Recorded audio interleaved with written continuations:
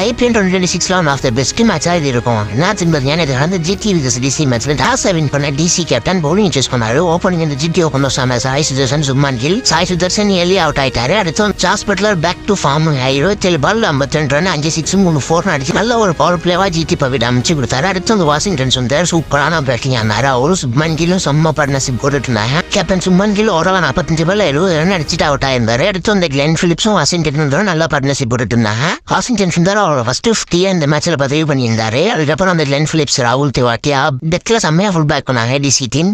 Glenn Phillips 9 வரல 14 தான் அடிக்க முடிஞ்சிச்சு. So overall 214 GT முடிச்சிருந்தாங்க.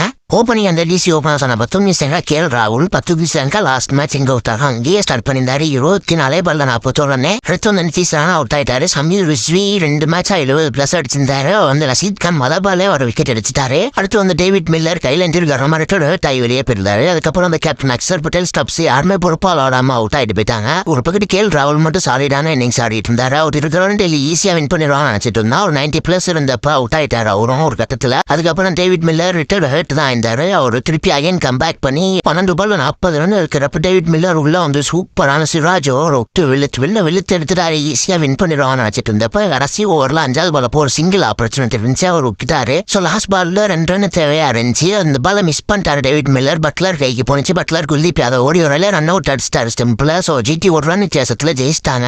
நான் பெஸ்ட் த்ரில்லர் மேட்சா இருந்துச்சு. இந்த மேட்சை பார்க்க மிஸ் பண்ணிருந்தீங்கன்னா மறக்காம ஹைலைட்ஸ் பாருங்க. சூப்பரான மேட்சா இருந்துச்சு.